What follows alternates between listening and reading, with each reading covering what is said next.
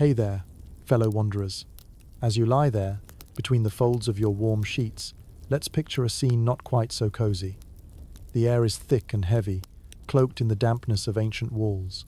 Darkness envelops you like a shroud, wrapping each step in echoing silence. The faint, metallic scent of old coins and the biting stench of decay mingle, making the air hard to breathe. Down here, the chill seeps through your bones, despite the rough-hewn stones lining the corridor. You take a step, and the creak of ancient timbers sounds like a giant's groan reverberating through the passages of time. This is not a fairy tale. It's the life of a medieval tomb robber world where your only allies are shadows and the whispers of the past. These weren't noble knights or romantic heroes. They were desperate, silent figures defying both God and man to steal from the dead. Was it greed? Was it survival? So before we dive deeper, I ask only this. If this kind of raw, unvarnished truth speaks to you, click like, hit subscribe, and leave a trace of yourself in the comments. Tell me your city, your time, your state of mind. Now, dim the lights. Let the hum of your fan blend with the wind of centuries past. Let's begin. And remember, in medieval times, even survival was a luxury. As you wind your way deeper into the story, imagine inventorying the sparse, crude assortment of tools at your disposal. Nothing more than an assortment of shabby digging instruments whose rust mirrors the pitiful hopes they represent. You might feel a hint of nostalgia for those picture-perfect heist scenes from modern cinema, filled with high-tech gadgetry and ridiculous disguises. But alas, this isn't Hollywood. This is an age where every clang of your spade against stone could echo a death knell. The lure at the heart of this vile art, of course, was wealth, the unattainable luxury, in a world where survival sat on the knife's edge. Medieval tombs promised gold, trinkets, and sometimes relics of unimaginable value. These treasures whispered ephemeral promises of escape from grinding poverty and feudal oppression. Entry into the wealthy elite seemed laid out like a golden tapestry for those who dared disturb the sleep of the ancients. Yet, amid the jewels and dreams, lay a labyrinthine world of perils.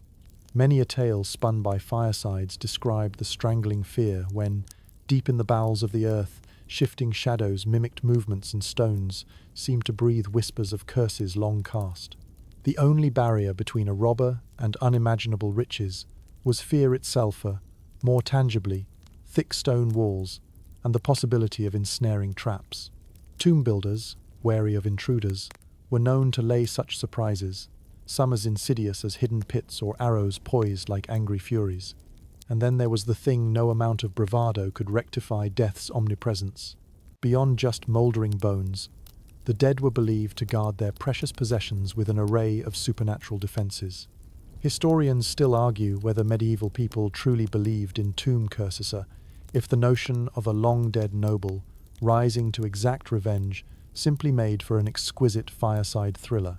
But down in the grim chambers, even skepticism quivered before shadows that seemed to dance and sneak just beyond the torch's flicker. As you delve deeper, sleepless nerves might imagine noises, friendly laughter turning sinister in echoing resurgence. The mustiness of the air becomes a smothering shroudance imagined as a nobleman's finery, if your fantasies lean so optimistic. Still, the promise of wealth dances before you like a wayward star, its light slipping through fingers eager despite fear's cold grip. Yet, the lure was greater than the loot alone. There was a darker satisfaction in matching wits against oblivion, in pitting oneself against the ancient puzzle of traps and rumor. To emerge from below ground not only laden with treasures, but knowing you had defied both death and society's confinement, was a heady brew, intoxicating and forbidden, the prospect enough to set hearts racing. Reflect now on a story not so far from bedtime tales. Remember when they spun their yarns of glittering hoards hidden in dragons' lairs? Medieval tombs offered much the same sans fire-breathing reptiles. But hey, who wouldn't prefer a sleepy dragon over an angry spirit or, worse yet, a vigilant guard with worldly authority? So, as you drift nearer and nearer the edges of slumber, imagine for a moment what you'd do, all alone in the dark, tired feet, stirring dust from stone paths cut eons before your time. It's a world seeded in both delight and dismay, past shrouded in secrets, hidden beneath our shared history. What happens when shadows lengthen and whispers grow louder beyond mere imagination? Settle deeper into your retreat, for this journey shall wend into the crevices of human greed and desperation. Feel the tranquility wash over you with each breath and heartbeat. Sweet dreams await, lest history's spectral hand reach through for a chilling caress. You see, the past never truly lies still. As you inch forward into the deeper recesses of medieval intrigue, the golden gleam of tomb-bound riches begins to cast a shimmer in the shadows. Ah, the siren call of wealth eternally alluring, yet ever elusive.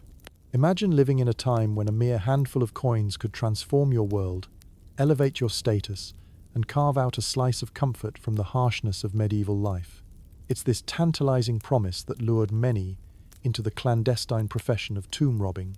For the bravier, perhaps the foolhardy individual, the tombs represented a rare opportunity to step out of their societal confines. In an age where the majority toiled in servitude to landlords and were cloaked in the drudgery of medieval life, the thought of breaking into a tomb, scooping up riches, and disappearing into the night was unceasingly tempting. Picture yourself, a shadowy figure cloaked in the garb of anonymity, slipping past the sleeping village. Your heart pounds an urgent rhythm in your chest as you approach the burial grounds. The earth here holds whispers of those laid to rest far from their worldly concerns, but your concern is exceedingly worldly indeed. Gold, jewelry, trinkets the testament of a life well lived, or at the very least, well embellished. These awaited just beneath stone and soil. The world of medieval tomb robbing wasn't just for those hopelessly down and out, either. Even some villagers, who perhaps owned a slice more courage than most, might find themselves embroiled in this forbidden hunt. The potential rewards were immense. There was a cloak of notoriety to be earned, transforming otherwise invisible figures into whispered legends who dared to steal from the dead.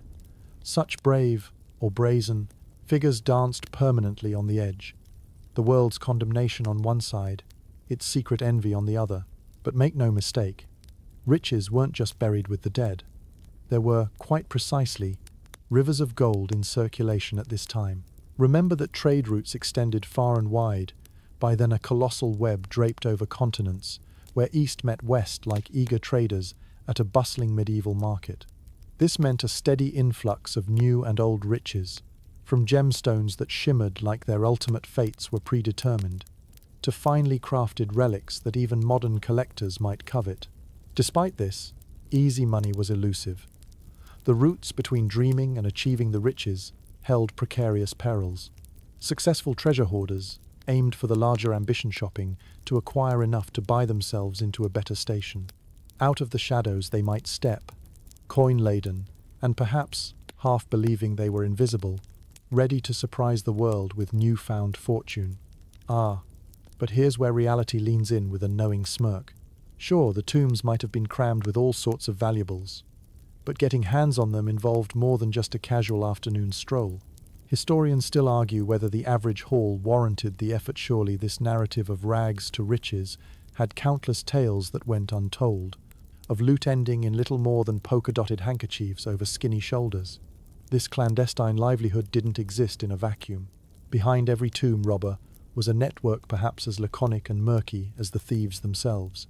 Employers or partners who whispered discreetly about locations of potential hoards, insiders at inns who passed on hints or shared local lore, perhaps even comprising fellow outcasts who shared an equal hunger, shaped this underworld. In your night-shrouded excursions, you'd rely on the clues and tales traded in the alleys and sidelong glances exchanged in crowded taverns by flickering candlelight. Here, knowledge's power rings. Mighty flawed plans and forecasts could see you lost amidst crypts, like some tragic adventurer's tale with only bones to mark its end. Further, tales of the undead avengers discouraged some, while those possessed by boundless greed and devoid of lingering superstition barreled forward. The lines between myth and truth blurred alarmingly, leaving fear to fill in the gaps. Do you take the risk? Wealth thrumming in your veins, guiding your hands to uncover intertwined regal remains and gold alike? For many, desperation and allure mixed to form a catalyst. The hollow pang in an empty stomach could not be ignored forever, nor could the longing for freedom. Food in your belly was a weighty prize indeed. Yet so was the luxury of time to dream beyond the never-ending cycle of servitude. Bringing this pursuit into the dim glow of history, we see it not simply as daring escapades, but as choices framed by necessity, driven by the unchanged human penchant for survival and ambition. So, shuffle under your blanket, let your mind wander through the gaps of long-forgotten doors and echoing hallways. Keep this tale spinning softly in your head, casting its net just shy of dreams as the hum of history fades gently into the night. Pleasant repose awaits beyond the chapters yet untold. Stepping deeper into this nocturnal world where shadows hold sway, you find yourself at the cusp of the tomb robber's society and underground kinship of sorts. Imagine navigating a clandestine network with all the discretion and stealth that one might expect in such a precarious occupation. Recruiting new members into this shadowy vocation was no simple affair. Like modern spy novels unwritten, each introduction was layered with cryptic exchanges and suspect informality. In the dim-lit corners of medieval taverns, where the ale is as bitter as the frosty wind slicing through the narrow streets, you might encounter your first whisper of this path. A nod, a careful glance, or a muttered word could signal opportunity, a calling card into a world where riches were traded for risk and reputation. Recruitment wasn't for the faint-hearted. Each potential recruit needed more than just an adventurous spirit. They needed grit. This vocation required more than bravado. It called for a willingness to gamble reputation and life for treasures locked beneath stone and earth. Those recruited were often the ones society had overlooked, the resourceful misfits adept at living in the spaces between regular social structures. Imagine the conversation layered beneath the mundane. An ordinary exchange about the evening's weather masks a life-altering proposition. Trusted messengers might approach those with nothing left to lose, everything to gain. You'd be put through quiet, unspoken tests. A task here, a challenge there. Your ability to blend in, to move without drawing notice, spoke louder than words. Operating within these networks required stealth and the ability to decipher cryptic clues. It was all about who you knew, and what secrets they whispered behind barely audible murmurs. Secret handshakes. Forget it. These connections were etched in the silent agreements and bonds forged through repeated risk. The secretive networks also ran through certain hubs, places where information congregated like moths to flame. Inns and trading posts served as the epicenters for these whispered worlds. Here, stories spun as web-like as the taverns were smoke-filled, forever merging truth with the fantastical. Amongst the band of recruits, you'd find an unspoken hierarchy. Veterans of the grave, with etched lines of experience, those who'd dusted cobwebs from tombs more times than their fading eyes could recall. These seasoned practitioners could teach you the lore unrecorded by formal history, from understanding the warnings etched in cryptic symbols to the flicker of intuition that tells you when to slip quietly into the night. And then there were the quasi-leader figures, individuals with a fair smattering of charm, slight stature draped in charisma, who could command loyalty with their keen wits and even keener promise of profit. To follow them, as one followed the thread of a lifeline, yet their minds were as unpredictable as the treasures they sought. Human treasure maps, you might call them, leading their motley crew with a stride both determined and cautious. To enter such circles was to accept a life of uncertainty and tradition, a criminal subculture that turned on its own axis, spinning tales of forgotten gold and the shadow plays of the intrepid thieves who pursued it. Once in, you navigated the strange duty to both kinship and secrecy, swearing loyalty to the loader facing exile, marked as expendable.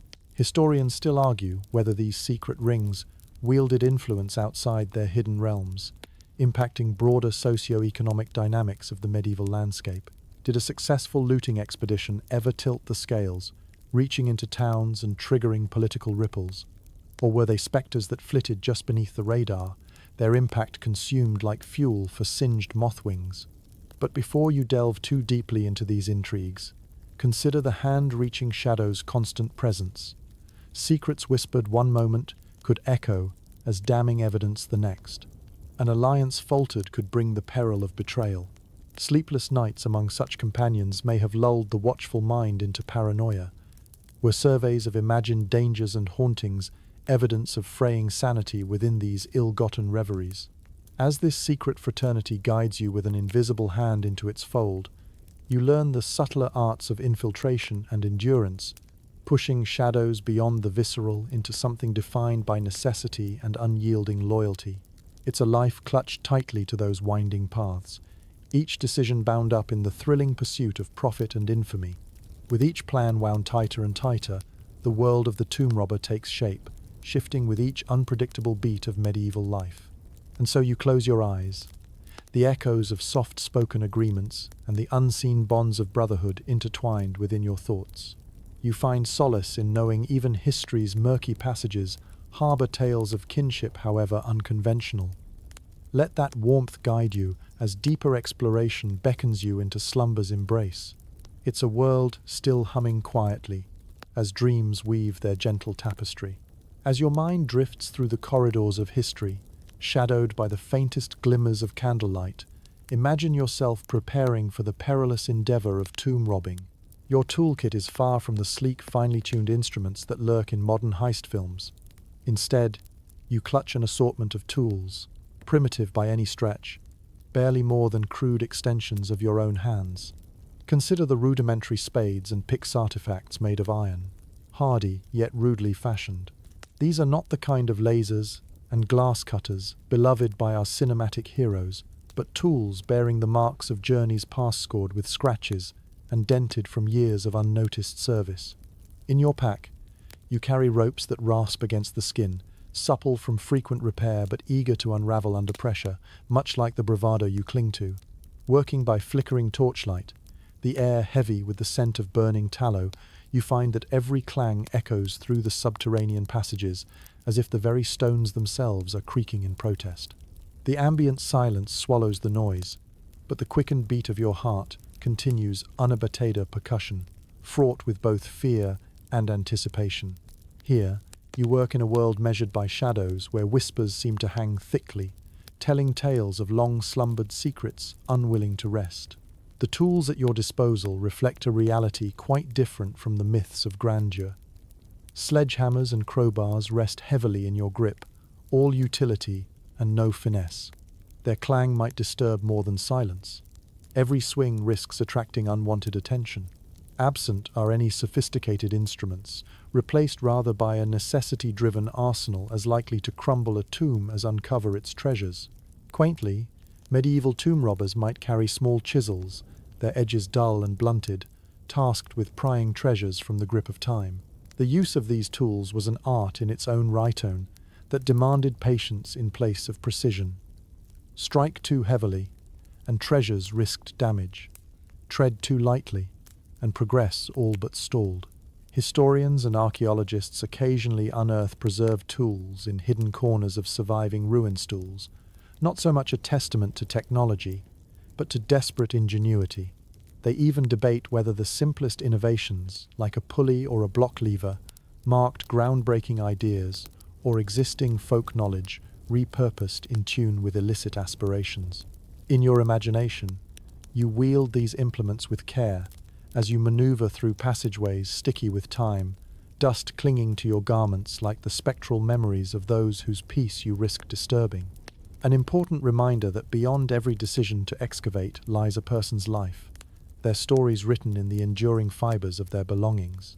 Yes, there are tales about the use of decoys and distractions ingenious, if simple, ruses employed to turn the often short attention of the guards. Lore dances with stories of one man's boot clacking distinctively enough to lull aimless watchmen, though only after coins traded hands beneath tops of tavern tables. Persistent speculation abounds around whether the most successful tomb raiders crafted unique tools designed to slip by defenses, unseen and unheard. Did hollow canes carry parchment plans or maps once drawn by torchlight? Or did whispers of innovations linger from the ancient world, only to resurface with these early adventurers of the dark? Yet, among these uncomplicated hand tools hides the most essential of a flicker of brightness captured in a small lamp or torch. The lamp, fueled by simple oils emitting a flickering, modest flame, stands as a beacon against the draping darkness. It illustrates the dance between light and shadow, so intrinsic to this underground pursuit, hinting that perhaps the greatest asset isn't the tool in your hand, but the resolve in your spirit. Feel now the gravity of wielding such tools under tense circumstances. The roughness of the wood grips recalls the constant battle between elemental simplicity and the human desire to push past boundaries. Sharpened metal bites the earth and air with each probing stroke, while the biting chill contrasts sharply with the heat of effort, exertion teasing beads of sweat despite the cold. As you lay back and envisage a toolkit far removed from tales of modern might, let each image of humble ingenuity carry you deeper into slumber's embrace. Think how beneath every solid barrier lies patience, endurance, the human tapestry meant to be unfurled with the gentlest of persuasions. Each dream, wrought like an iron tool from effort refined by precarious necessity, inviting you to explore. Drift quietly, lulled by the resonant echoes of history's continued conversation. You navigate further into the dimly lit realm of medieval tombs, where the odds stack against Yuan undercurrent of history, pulling you downward into its depths. Among these challenges, the most immediate and unforgiving are the guards. They are not the splendidly garbed soldiers of fairy tale lore, but rather the stern, brooding figures stationed to protect the sanctity of the tombs. As you wait in the hush of the midnight air, your breath barely disturbing the silence, the complex layers of tomb security unfold before you. Imagine the flicker of torches casting long shadows down the grey stone corridors, the watchful eyes of guards peering into the darkness. Each guard, clad in chainmail or hardened leather, stands as a flesh and blood obstacle, embodying the iron determination of their employers. With holdings regarded as hallowed grounds, wealthier patrons ensured their resting places were under constant surveillance. Their guards, recruited from a pool of those as desperate for employment as you are for riches, adhere to strict expectations. Failure to prevent an intrusion could mean dire consequences, not unlike those facing the very intruders they sought to catch. In the coldest silence of these vast crypts, guards became legendary figures among your network. They were tales antagonists, characters of whispered narrative who sometimes harbored legends of their own, an unpredictable wildcard. You would have needed more than stealth to slip past this vigilance. You would have needed a touch of fortune, perhaps, or perhaps the script of cunning akin to an early mastermind. Yet, guards were not the sole defenders of wealth and rest. Beware the hidden mechanisms lying in wait. Traps. Yes, these tombs were often intricate puzzles in themselves, installations designed to thwart illicit ambitions. Imaginary lines mapped across aged stones, subtle springs ready to snap beneath a weight wrongly placed. Even a carefully covered pit could become your dark prison, hungry and cold, with only echoes for company. Crafty builders, you see, were quite imaginative. Some designed counterweights ready to discharge arrows upon the unwary soul, or hidden panels that, once disturbed, released clouds of noxious smoke. No manual or blueprint might prepare you, just murmured fragments surrendered by those who somehow survived to tell the tale. Picture now the quiet footfalls, delicate and measured as you try to pierce the inky blackness before youth the path marked only in your mind's eye. Each step demands a concert of concentration and poise, each breath held as if the stale air itself were listening. For in this edge of the world, with shadows laying claim to the absent, your senses are both weapon and shield. The design of tombs was itself a fascinating venture, shaped to honor the dead in grandeur as much as to confound and protect. Complex passageways leading to dead ends or circuitous routes looping back onto themselves, they stood like puzzles that spat fiery venom on unwelcome interlopers. Historians still debate whether the most infamous traps were merely exaggerated by those few who returned, or if creativity met desperation in these dark enclaves. Did Central Europe's medieval engineers truly hold design secrets so advanced, lending their skills to secure these clandestine vaults? Consider that even in the unadorned tombs, untouched by elaborate defenses, there lurked the simplest guard of all, silent seer, heavy, omnipresent silence. It amplified each accidental scrape, each gravel shift beneath a boot, marking the rhythm of your racing pulse. Silence would betray you in ways that no elaborate contraption ever could. A cough, a gaspony, involuntary utterance could signal the encroachment of guards, or worse, a trap's silent engagement. In weaving through this world of deceptions, remember that every encounter held the capacity to tip fate's balance swiftly away from fortune. Picture, if you will, guards leaning against the echoing stones, their ears keenly attuned to your slightest misstep, cast of characters, as unwelcome as the very binding earth you moved beneath. This world of guarded opulence and cunning defences speaks less of the wealth it cradled and more of a human nature that feared loss even in the afterlife. These measures sought not only to preserve the physical, but to safeguard the intangibles, that which lay at the heart of memory and legacy. As you rest, and let these bygone fancies shift like sands of an age long past, tune into the reverberation of those ancient footfalls we make upon history's hallowed stones. Embrace the steady rhythm, watching as their patterns stretch into dreams, bridging the waking to the sleepinger. Step through the dark, into slumber's warm grasp. As the exploration into medieval tombs deepens, and you navigate through silent corridors with heightened senses, you begin to understand that the pale treasures weren't the only things waiting beneath the earth. Here lies the reality of Rota, steady reminder that the depths hold life only in memory's echo, and the shadows cast by decay. Picture the air growing denser as you venture further, the mustiness amplifying into a rank stench that claws at your throat. It's a cobweb of dust and decomposition, fibers entwining with each jagged breath you draw beneath the stone vaults. The chill that creeps along your skin is not purely of the physical realm, but part of a realization and engagement with mortality, not soon forgotten. Among these final resting places, decomposed bodies lay beyond the narrative of wealth.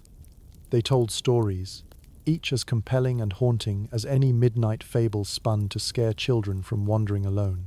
Here, the mighty knights and guarded nobilities lay encased in garments once rich with colour, but now feasted upon by time. It's a vivid tapestry, woven with the muted colours of time. Garments that might have once rung with the brilliant hues of royal blue or regal crimson lie faded into a mournful palette. Extravagant tapestry remnants adorning the deceased, with symbols of status and indelible legacies now sought refuge under layers of dust.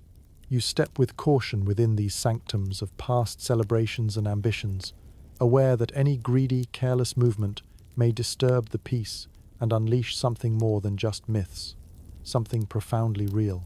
The cold lunges for your heart, an uninvited witness to the fragility of both life and ambition. Mummification was less common in Europe, although certain practices attempted to preserve bodies through natural drying processes or rudimentary embalming. Historians still argue whether the corpses found perfectly preserved over centuries were exhibited as status or accident, benefited by unique environmental conditions. One must tread carefully around myths of unyielding corpses, for where anecdotal mysteries live, science often holds a candle. Could understanding these processes have altered practices or left the ignorant too fearful of even the dust upon the shelves?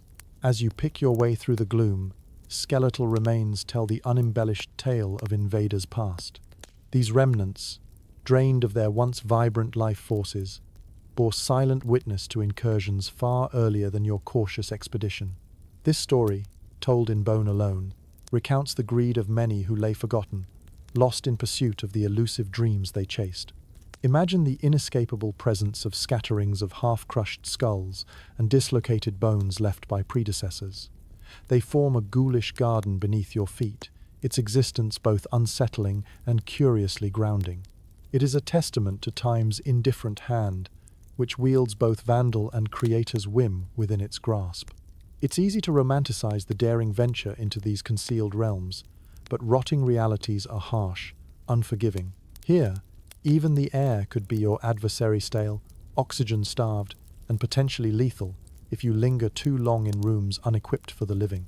Ancient tales speak of rich spoils paired with the heavy cost of searing lungs and the oppressive burden of scarcity.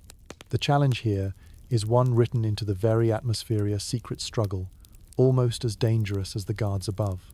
The crypts below the earth didn't need mythical curses to fend off intruders. The very essence of them warded off intrusions more human than curses. Those bravier foolish enough to enter sometimes failed to emerge, their fates sealed without prophecy or fanfare.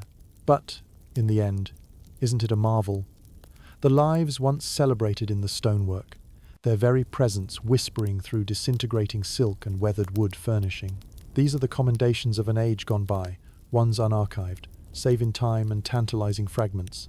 To see and touch these remains, though irrevocably marked by age and wear, is to participate in a dance with history, each step taking you further into its sweeping embrace.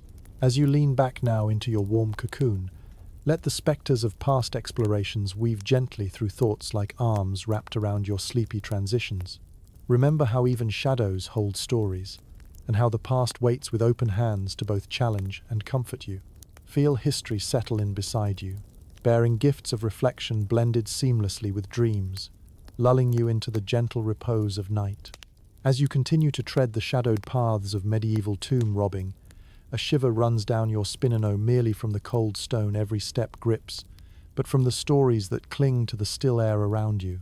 Centuries-old tales of curses swirl in the darkness, a whisper on the lips of the wind that sends a reminder that here the shadows may hide more than just your quarry. Imagine these tales taking shape as spectres composed of half-truths and superstition, their presence an insinuation of some spectral reality that vaults beyond mere stone. Were you to brush against a cobweb, might it not tangle with the threads connecting these ethereal warnings with the tactile world? The origin of these so-called curses lies tangled in both literary pop culture and historical fragments, drawing more from fear than faith. A perfect story, the medieval tomb curse, embodied the ultimate deterrent. In an age where life was frayed with daily uncertainties of plague, of strife superstition was like a cloak, shielding you against the sinister edge of fate. Many medieval people lived with the impartial might of divine retribution, lingering just beyond sight, a far more powerful deterrent than any physical defenses. If whispers were to be believed, the mere act of disturbing the deceased could awaken a cascade of calamity, your person, your family, and perhaps your village entire. Who but the bravest and most desperate would dare defy unseen forces? Imagine coveting a golden chalice, clasping it tightly as the cold seeps in. But even as your fingers trace its engravings, doubts manifest upon the delicate carving's foreboding sense of guilt encasing you, more potent than the promise of emeralds nestled within. Records from ancient Egypt draped across the medieval consciousness, where tales of Tutankhamun's tomb and its miraculous curse overlay Europe's more rhythmic chronicling action. But separated by time, space, and culture, Europe's own graveside sentinel tales leaned less into documented narratives and more into campfire tales. A chilling glimpse into perhaps the unknown, lurking beyond that elaborately inscribed entrance. Historians still debate whether the proliferation of these cursed tales was a testament to the human psyche's keenness to create the extraordinary or a genuine response to the spectres of the dead. Perhaps it was the echo of stories once traded from the Levant, wafting upon trade winds into fireside talks. The local priests and clerics might have had a part to play in propagating these beliefs, using curse tales as parables to discourage irreverence toward the sacred places of the dead. The fear they stoked, a long-standing deterrent more effective than any guard or trap, chimed like a clear warning bell through medieval society. The tomb robbers knew well that disturbingly dark paths less walked were fertile ground for pervasive myth. But here stands a curious footnote. While many clung fiercely to their belief in tomb curses, some of the more skeptical, perhaps the calculating soothsayers or the bold cynic, scoffed at curses for want of proof. To them, only gold housed true power, its weight able to tip scales in favor of reckless fondness. Those skeptical of curses knew that legends often sprouted from an ingenious crux, the hope that words would fare better than locks. Prominent figures might weave these spiritual roadblocks as niggling edges that cut against any waking desire. This confluence of cultural folklore and human imagination meant that many tombs were layered webs of protection, part charm, part artifice. The medieval robber respected curses not because they were true, but because society chose to believe them. In the glow from lone lamps bobbing in darkness, think of this swirl of stories waltzing beside you. The very breath hitching at your side asks questions. Could those who spun curses through tales ever have guessed their whispers would persist like echoes through stolen corridors. As you settle further into the night's embrace, ponder how superstition twined around their endeavours, a thread of caution wound tightly around their resolve. Let sleep wrap you in its thick folds, awareness of tales wheeling through the midnight dance, at least until the dawn. The story waits, lingering a heartbeat away, and perhaps, as you sleep beneath the midnight hush, these myths share their dreams with you.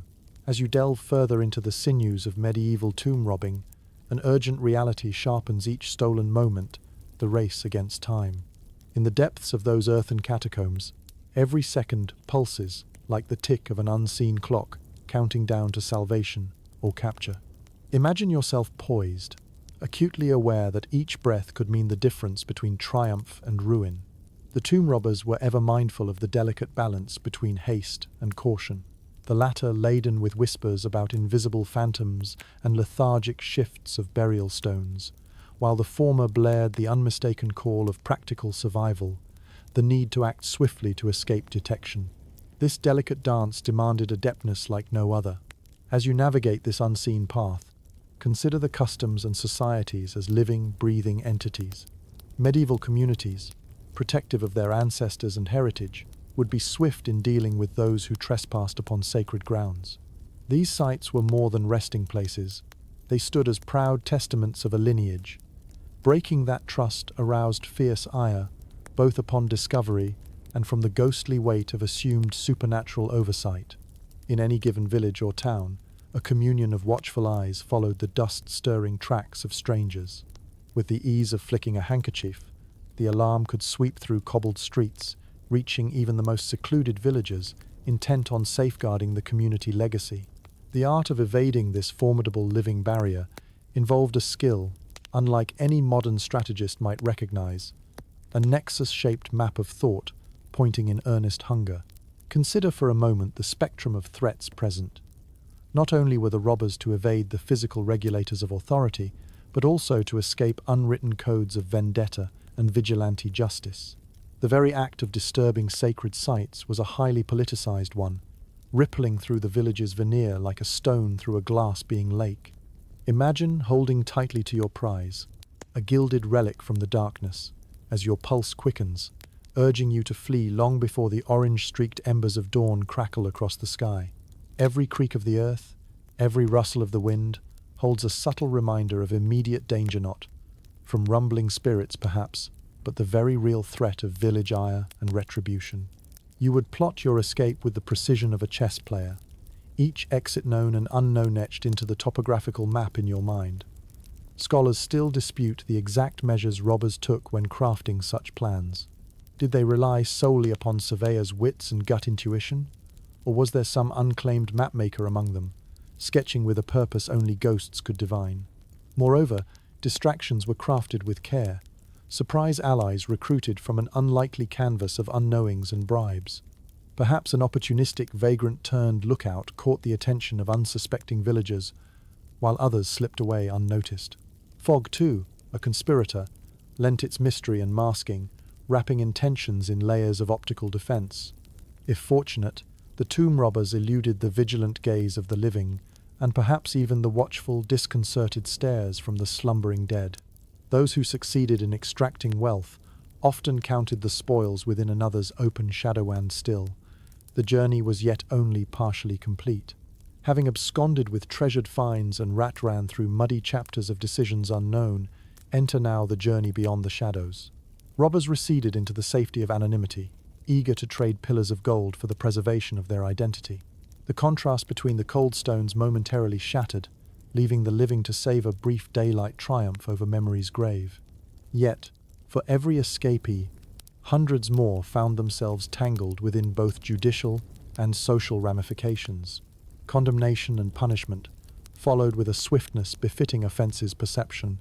Lashings, exile, gallows and eternity's debt paid by visible means. As you settle into your night's cocoon, think on how time's cruel passage played both partner and oppressor in this ancient game. The moments realized below, defying measured instants, reflected just as swiftly above a mirroring of fortune's ephemeral glimpse. So sleep now, beneath the ticking persistence of forgotten hours, knowing that history's clock continues its reverberations long beyond history's fleeting embrace. Whisper true to slumber. This tale, rich as the darkest velvet, awaits to envelop dreams with embrace of timeless breath. As you tread deeper into this narrative threaded through with shadows and secrets, feel the bite of chill air cutting across the exposed stone above you, an eternal reminder of the harsh weather conditions that accompanied such grave endeavors. Across the seasons, be it the blustering cold of winter or the sticky heat of a summer night, each element posed its own grueling challenges. Imagine yourself wrapped in a cloak that's less about warmth and more about blending into the fabric of night, the chill sneaking its way between the woolen threads and rattling against your bones. The fingers grasping your tools are numb, clumsy with cold and slick with the icy mist that settles as dawn threatens to break open the horizon. You shiver not just from the cold, but from the rising anxiety of the task at hand. Tomb robbers didn't have the luxury of waiting for fair weather, nor did they possess the advantages of technology to aid in precision and warmth. The element's belligerent forces rendered the cloak a vital companion, wrapped tightly against the harsh winds that leapt mercilessly from the shadows. These winds, torn from the breath of mountains or the lungs of stormy seas, became staunch adversaries merciless in their icy persuasion. Mud, too, became both burden and disguise. Imagine it caking on boots, sucking with a strangling hold beneath each step. Yet it also served as an earthly cloak, smearing on cheeks and slipping through fingers, altering identity in the dim light's periphery. In rain, waterlogged thresholds weighed like leaden chains upon spirits and limbs, every step infused with unrelenting presence. In torrid nights, the world swayed between oppressive humidity and the brittle reprieve of faint breezes that died long before reaching you.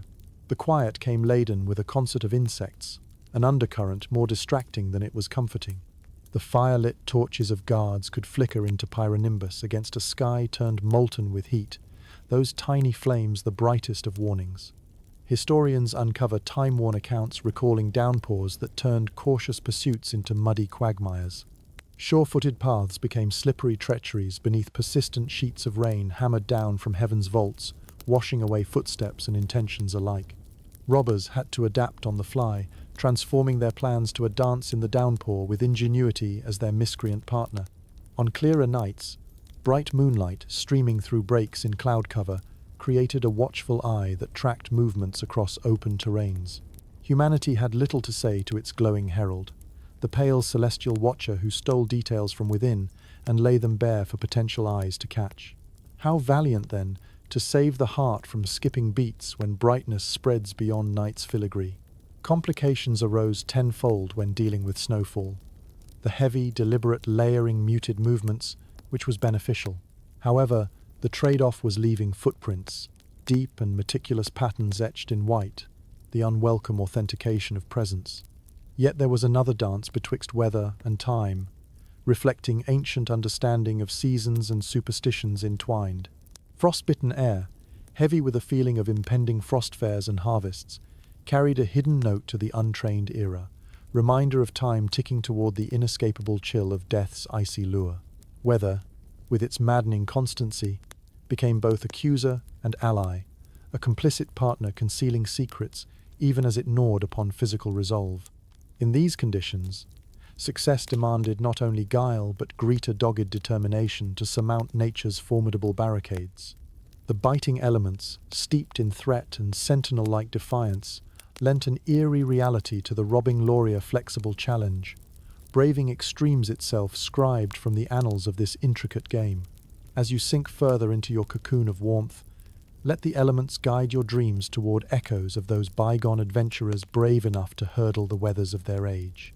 Listen to the whisper of the wind, and feel the night wrap round your thoughts, journeying into the comforting embrace of slumber's shield, while the ancient challenges brush against you like snowflakes on a winter breeze. With the night's chill still lingering on the edge of your imagination, let the story draw you into the tense world of medieval Lawa, formidable web designed to ensnare those who dared disturb the peace of the dead. In an era where justice wore a heavy, authoritarian mantle, the consequences for tomb robbing could be as severe as the grave silence you sought to violate. Imagine stepping through the laden streets by day, nondescript and unremarkable amid the bustle of medieval life. The market cries and blacksmiths hammering create a cacophony of distraction, while behind closed doors, the gossip flows faster than the ales. Yet beneath this veneer, the reality of lawbreakers' fates is prescribed in chilling detail, harsh penalties awaiting any who would dare desecrate the resting places of the ancestors. Tomb robbers risked their necks often quite literally in pursuit of treasure. The penalties for those caught in the act were as swift as they were unforgiving.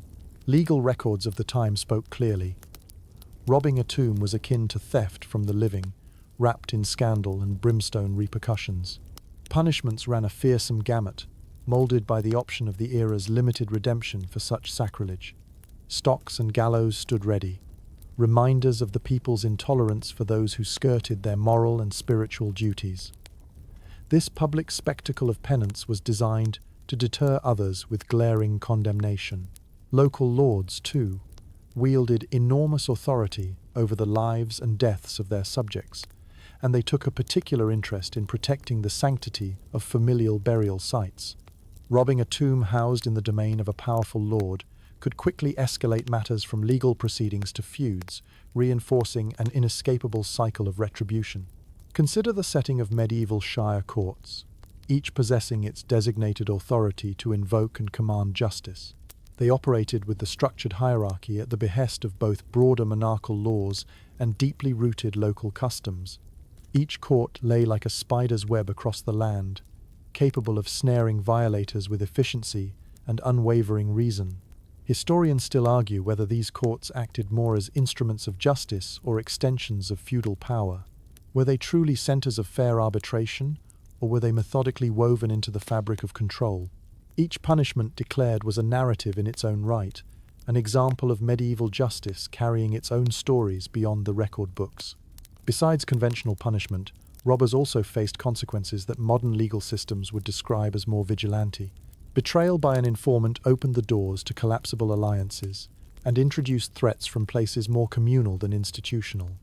A crime against the tomb was akin to a crime against kine acted upon by collective wrath.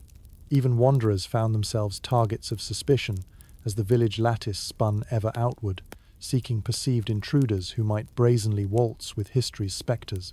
They became a society vigilant for undiscovered threats, eager to purge transgressors, yet harshest still, when hidden crimes slipped beneath mistrust's reach. The penalties occupied public discourse, permeating edicts from the monarchy to clerical decrees, interspersed with ringing sermons that spread across pews. Book upon book chronicled such moral instruction. To disrupt the sleep of the resting was to invite divine wrath a charge, resonating vastly beyond any celestial law. And yet, despite these ominous deterrents, the temptations of wealth and escape from poverty continued to gnaw unabated at the willful soul. As a result, some found it difficult to resist the temptation to tamper with fate. As you snuggle deeper under the safety of your blanket, imagine how each page of history sways like shadows upon a midnight tapestry woven with law's eternal encasements. Let slumber enfold you with consideration of how laws are as keenly human as they are, undying grafted deeply into the ancient dance of hope and apprehension, binding each whisper from past eons upon the stretch of dreams.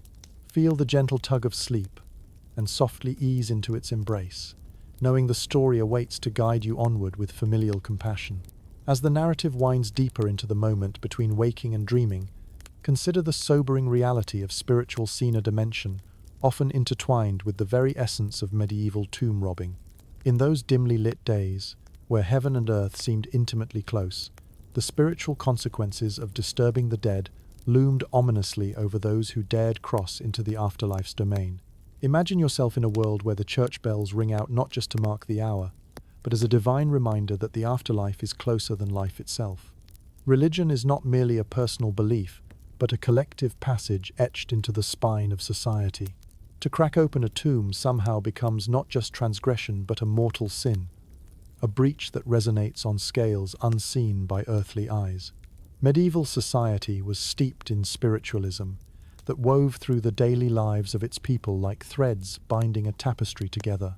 The church's voice was potent, its teachings etched indelibly on both conscience and community law, warning of the dire implications of sacrilege against the holy resting places. Here, the silent slumber of the dead was not only commanded by social decree, but immortalized in words too sacred to take lightly. The Church wielded its immense influence over spiritual punishments. Such trespass was considered blasphemous, capable of ushering a soul into hell's grasp before its parting breath even chilled. Those robbers who plundered tombs bore this awareness, that among the material treasures lay the intangible weight of sin, a millstone tied to spiritual sanctity's depths. Beyond the material repercussions, the fear of eternal damnation was alarmingly real, a genuine concern that transcended folklore to become a philosophical quagmire. If divine retribution was believed to inspire droughts and floods, then disturbing the sacred peace was tantamount to courting apocalyptic thought. Priests and monks preached against robbery with the fiery conviction of prophets, their sermons blending parable with doctrine, admonishing both the incautious living and those already fallen into the transgression's grip. These words played around firesides and echoed from pulpits, woven into a narrative cautionary to all whose fingers might stray toward forbidden reliquaries. However, in this spiritual outcry lay a complex interplay between fear and redemption. Even those who strayed had avenues for spiritual repair, paths lined with penance and forgiveness, spoken in solemn whispers, confessed within stone cathedrals, or amidst hidden hermitages. Here, absolution was prized, offering a glimmer of hope amidst eternal peril. Historians debate the extent to which such dire spiritual concerns influence decisions of robbers. Did the robberies represent a calculated disregard for spiritual consequence, or were they desperate acts born of an existential choice, the net of hell's fury, weighed against the grips of poverty, that strangled harder than any grasp of divine wrath? Even as these existential fears loomed large, motivations carved their mark with equal resolve. For inhabitants of the medieval world, survival often outweighed moral quandaries, and the haunting potential of forgiveness kept quick company. To broker with fate, to jostle with divine custodies, was to understand penumbra's pull ghostly existences drawing upon the strength of will. In every shadowy act committed within these sacred walls, there echoed a prayer, deep-seated yearning for some measure of grace to tip the scales of fate favorably. Whether directed inward or outward towards the divine, this flicker of faith represented an attachment to life beyond material soil. Now, as you sink further into your quilted refuge, think of this soulful dance, woven with tangible tales and silent prayers woven across time's embrace. As dreams reach forward like nods of the compassionate-minded, allow serenity's breath to guide you over to a place where past mingles softly with persistence. Slumber hugs you gently now, allowing restoration's murmur to gather you into nocturnal fields, into the peaceful, whispering testament of time's lasting continuity. As you traverse deeper into the intertwining maze of belief and earthly desire, consider how evolving religious practices shaped perceptions of robbing the dead.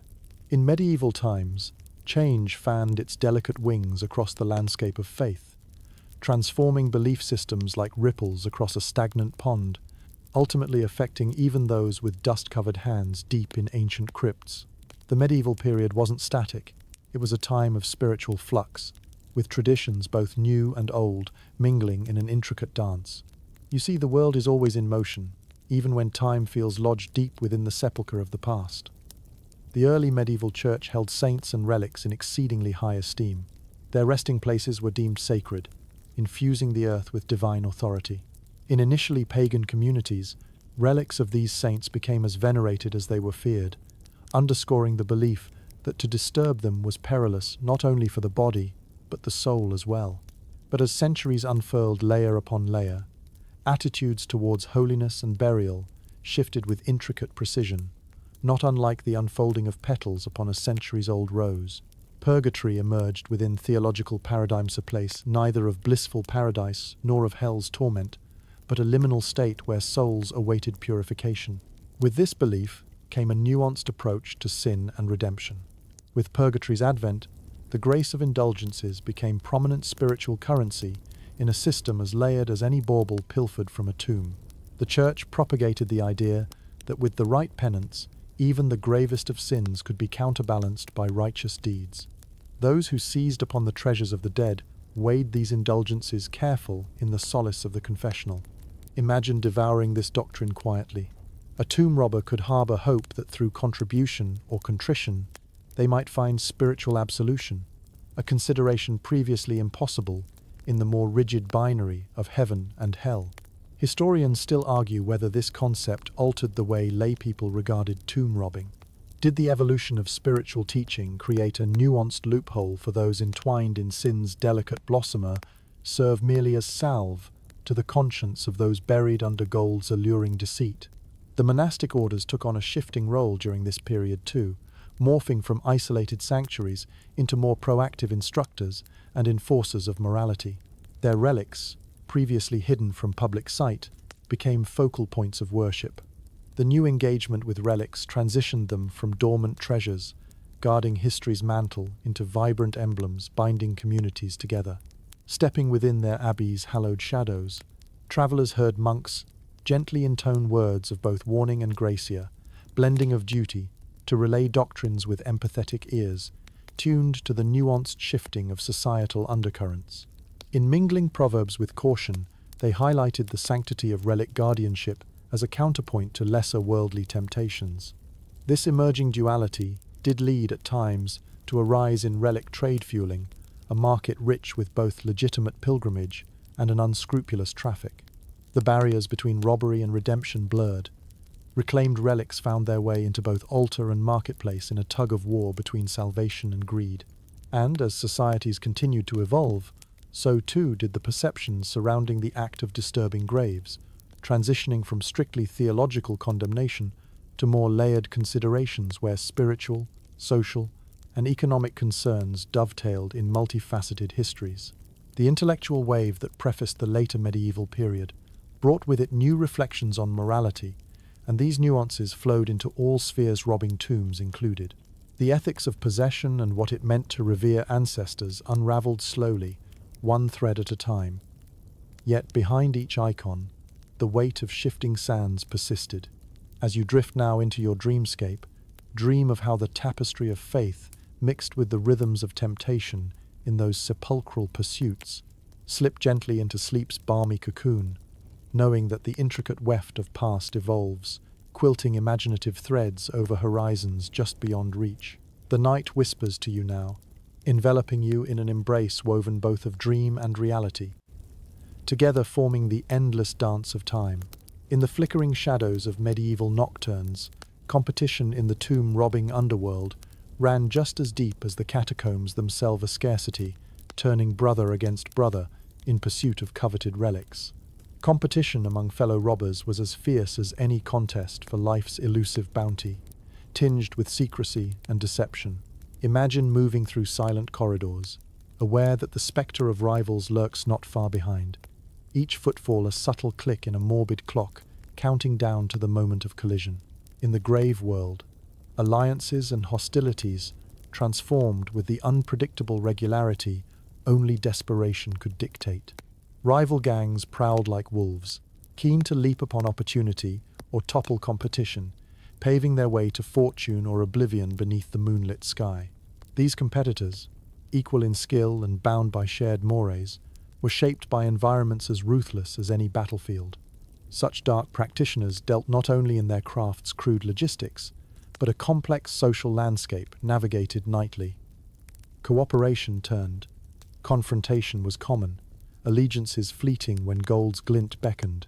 Inevitably, prized burial spots, those reputed to house-favored relics, were the ultimate prize, magnets drawing these clandestine figures into tense standoffs.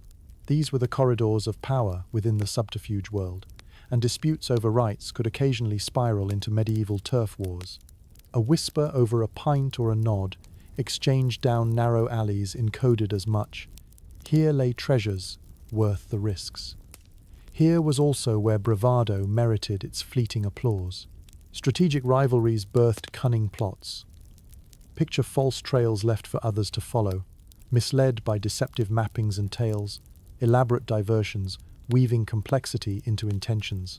Real-life Macbeths of their own making, every narrative woven with the challenge of who reached the resting place first day, a challenging ploy of combat, not howled upon open fields, but cavorted, shadowed beneath sequestered vaults. Robbers who attempted to share information with rival groups risked betrayal. Imagine trading secrets with a strained trust or confidence, sealed with little more than a handshake that harbored whispering intentions. And whispers have their own hunger, insatiable and ever hungry. So whispered words were too easily dropped in the echo of secrecy's breach. The stakes high, betrayal's dual-edged sword-and allegory, many lived but few cherished. Echoing through ages, stories of sabotage and deception remind us now of the fragility bound within such menial adhesions. They were perhaps blades forged sharpest of all in shadowed cunning. Consider also the potential for violence and retribution. Historians still argue whether the scars of such clandestine conflicts marked regions, or if tales of bandit confrontations add theatricality more thrill than thread. Were there elusive contracts of neutrality brokered under waxing moonlight, or not a whisper shared as one thief capered light from another's murmur? The dedication to staying ahead and keeping information closely held drove many to adopt disguises of swordscloak and darkness, accents twisted into diversions. Even during daylight, the guise of labor served similarly, obscuring the parroting whispers of competition's edge. This blunt right of swords often dictated who possessed the region, and where alliances would unloop into rivalry again. A constant dance, where victory's spoils were mirrored with the isolation of rivalry's solitude. Now imagine this. After a night steeped in both victory and fear, a different light dawns among these subterranean soldiers. Who would rise from the depths, their plans laid in stone and silver and shadowed applause? Who would blend into pages, unwritten thief and ally interwoven? There among the quiet in weary eyes, the soul of competition speaks not in words, but in promise of yet another night where tombs offer predestined convergence upon their darkened heart. As you lie quietly cocooned in warmth, imagine how these actors breathe life into shared spaces outside time, and within this moment, the echo remembers and dreams anew. Here now, the rest of the world sinks softly, whispering encouragement through the throat of nighter, closing rhyme, redefining trust and eternity, across time's solemn stage. Each promise, nestled within slumber, that begins to take you further along history's interwoven path with each gentle breath. Let acceptance guide you down into its welcoming folds, bound in the shadows and shared sighs of belonging. As the cloak of night continues its embrace, let us unravel the world of unpredictable finds within the realm of medieval tombs. Here, beneath layers of earth and stone, treasures of immense value coexisted with peculiar artifacts that beckoned the intrepid explorer with their oddities and mysteries. Imagine yourself stepping cautiously into this realm, torchlight trembling across slabs of stone that have guarded secrets for centuries. Your senses, attuned and alert, prepare you for the wealth of discoveries that lie ahead. Yet, what awaits is a tapestry more varied than pure gold and glittering jewels. Buried with the esteemed of centuries past were objects that defied expectation. Not always gold, but more often tokens of personal significance peppered amidst the extravagance. Ornate goblets or delicately carved rings lay beside everyday items. Worn leather shoes or quaintly embroidered pouches containing items so mundane they'd straddled the line between sacred memory and sin's diary. To the tomb robber, the exhilaration of unveiling these artifacts was tempered by the sober contemplation of each find's meaning. Was this intricately carved wooden figurine a memento of love or reverence, or perhaps a gesture of superstition meant to guard its owner's journey into the afterlife? Each artifact, however modest or grandiose, carried an echo of life's story within its worn edges.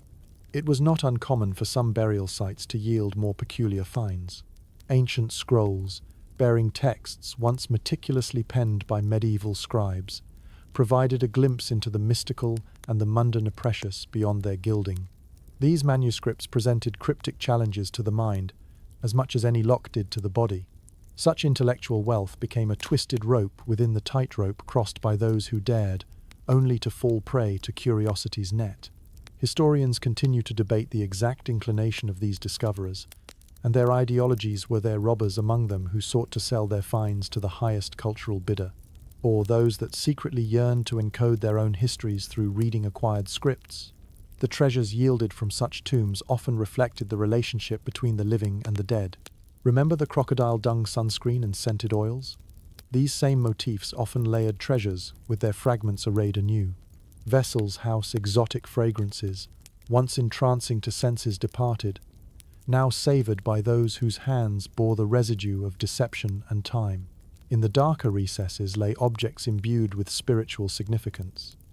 Consider talismans, buried to protect or to guide, that offered a mystique as compelling as any precious metal. Yet in their silence, these objects spoke of belief systems intertwined with ancient thread symbols that stretched back long before stories acquired written tongues. No two excavations were ever alike. Some were barren, their holdings long swallowed by time or stripped away by earlier adventurers. Other tombs seemed to defy their somber purpose, so rich with relics that the air hung heavy with the scent of both decay and divine nostalgia. Amidst this spoils variety, the robber contended with the sly grimaces of fate. Success was never guaranteed. Each pilgrimage into darkness was as much about presence as it was chance. You followed the trail of prior tales, each rumour crafting a burden carried upon shoulders aged beyond their years. The possibility of unique finds sharpened the focus, a dance between anticipation and chance, wherein even the most seasoned knew. Triumph was as unpredictable as the wealth itself. But these surprises added colour to memory, a vivid palette, etched within secretive paintings, unto worlds gone yet relived. As the night cradles you in its darkling folds, think about the diverse finds these tombs bore witness to the shared history between wealth and whimsy, capturing life's transient splendour.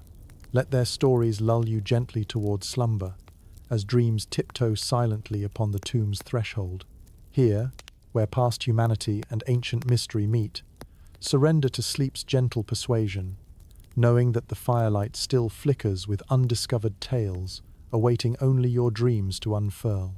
With the hush of night providing a gentle cadence, we venture into the debated territory of outcomes for successful medieval tomb robbers. Did their exploits grant them pathways into the fabric of legitimate society, or did shadows continue to clothe their existence, no matter their fortunes? Imagine the path taken by a tomb robber who, having braved the crypts and emerged, touched by fortune's rare favour, now seeks a semblance of normalcy. This journey isn't merely one from treasure to table, but a maze of societal transformation in an age where origins carved paths nearly as assuredly as axes through wood. Having successfully lifted treasures from the earth's embrace, the next challenge lay upon the surface: how to metamorphosize wealth into societal value without drawing the questioning eyes of scandalized peers. The art of laundering not just money but one's newfound status required finesse as sharp as any chisel, fortitude to smooth the roughened facade of one's hidden past.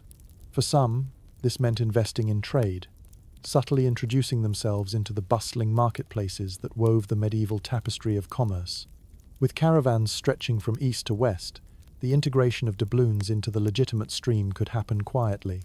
For a fortune hastily procured, a merchant guild, with all its prestige and opportunity, stood as a willing partner if one could navigate the subtle politics within its web. Other newly minted individuals sought refuge in the cloak of anonymity. They took to lands distant and obscure, where past whispers faded under the expansive vistas of unknown territories. Life granted them the opportunity to begin anew among strangers, welcoming commerce regardless of its shadowy birthright.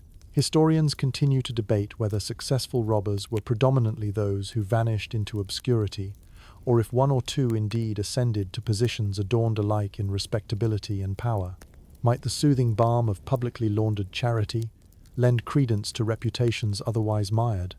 Or were tales of redemption more myth than manifest? Within city walls or countrysides alike, deception wore manifold faces. Impression management became key, bearing either the familiar guise of a successful tradesman or the benevolence of a benefactor endowing the needy. Nobles with substantial tax obligations perhaps viewed a sudden influx of wealth with guarded acceptance, as long as it propelled the communal wheel forward. The path from clandestine raids to respectable daylight occupation was treacherously thin, an edge upon which the nimble-footed balanced. Yet for every heart yearning toward daylight, there lay another shrouded comfortably within twilight's embrace, unwilling or unable to shed its cloak. Imagine, then, those who clung to the thrill the audacious gambits playing upon the nebulous edge of morality, where risk enraptured like moth to flame. These robbers remained, their names whispered with a mix of reprisal and awe, the path they carved as labyrinthine and dark as the very tombs they explored. In the end, the question persists.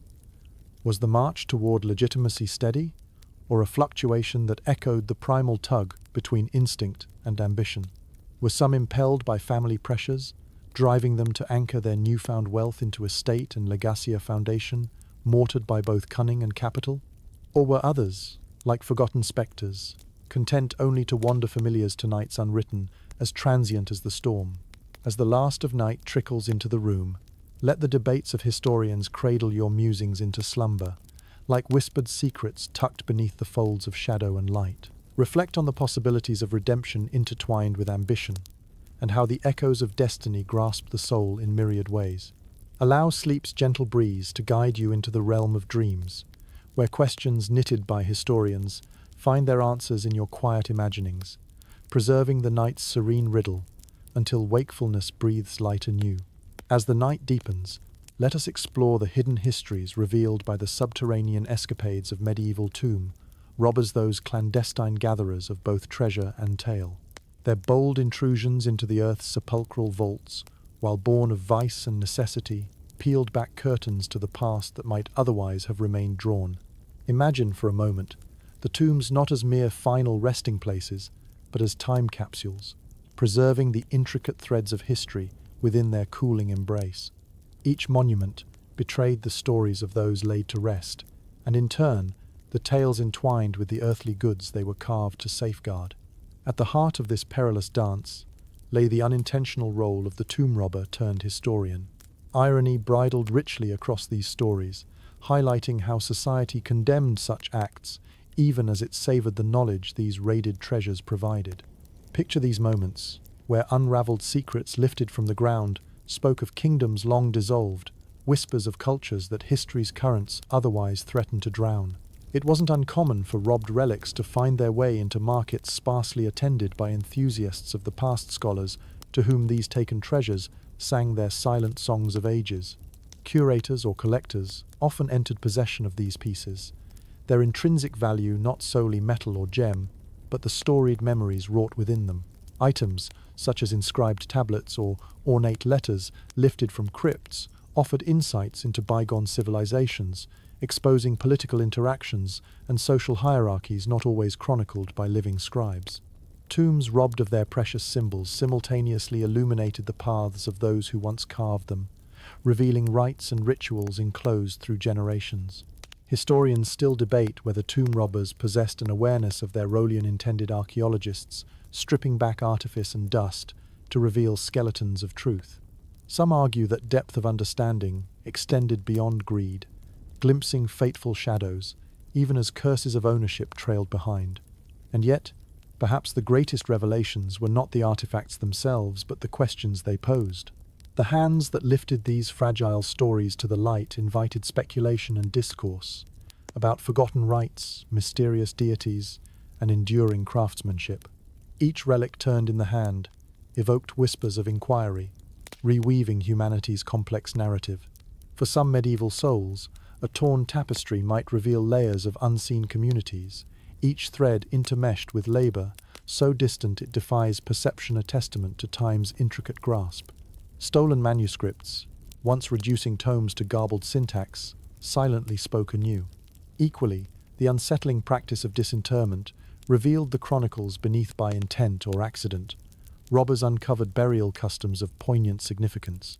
Artisans seeding eternity's soil saw their essence breathed life, along with their memento mori entwined, amid fabric hidden wild in fate's conceit. Whether through gateway or pathway, eventually these historical finds filtered proper regard back into the scholarly world, rippling through a human tapestry, draped light and shade. Thus, with practiced grace, Action prompted investigation, a newer dance unceasing as the moons wander.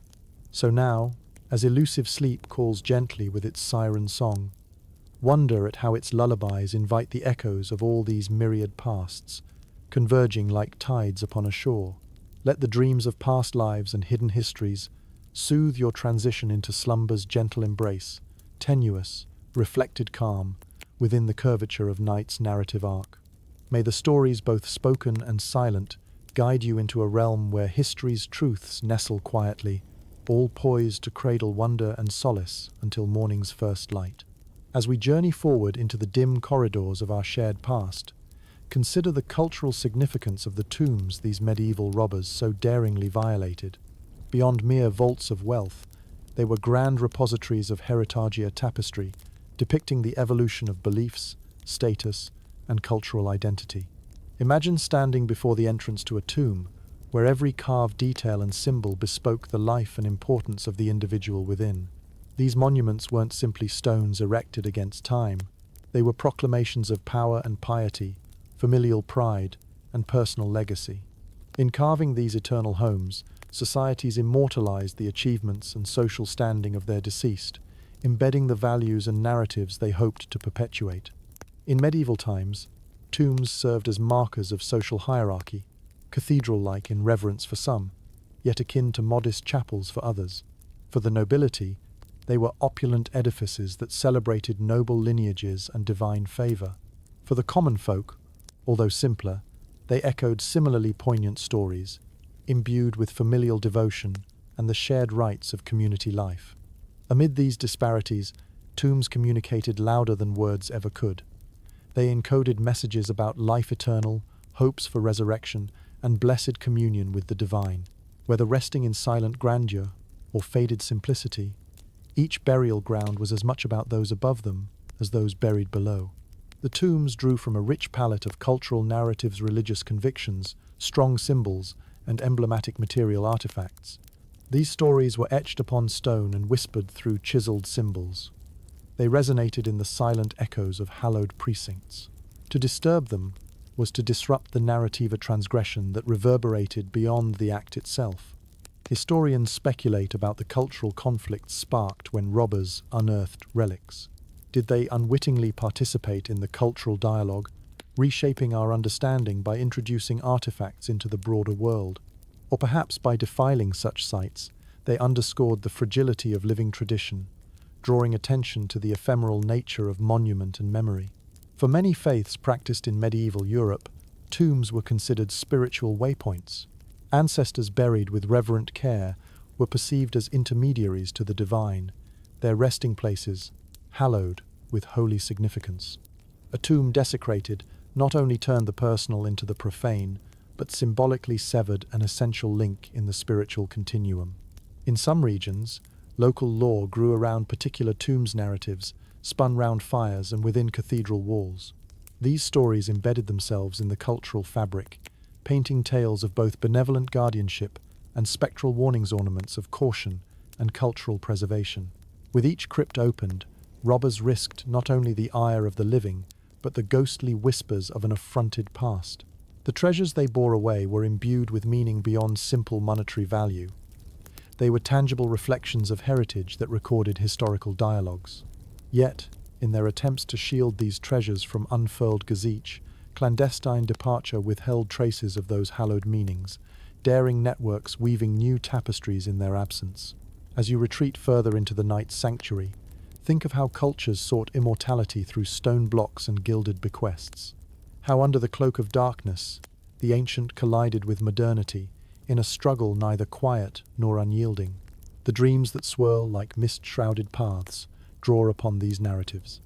Relax and let your consciousness meander through the guardian tales of cultures long past, remembering them as you slip gently into a peaceful sea of slumber. Whisperings of antiquity promise solace therein, their stories imbued with warmth, embracing you as surely as history embraces all who are in its fold. As the soft embrace of night extends, let us venture into how modern perspectives illuminate and reinterpret the actions of medieval tomb robbers. Today, scholars and archaeologists approach those ancient violations with a complexity born of hindsight, picking through layers of history's dust with a different gaze. Picture the academic reverence with which today's custodians of history examine every artifact, excavating not just objects, but insights, each fragment stories long untold. Tombs, now meticulously analyzed rather than hastily plundered, are understood as cultural time capsules embodying both ordinary and extraordinary lives. In modernity's light, the tableau shifts.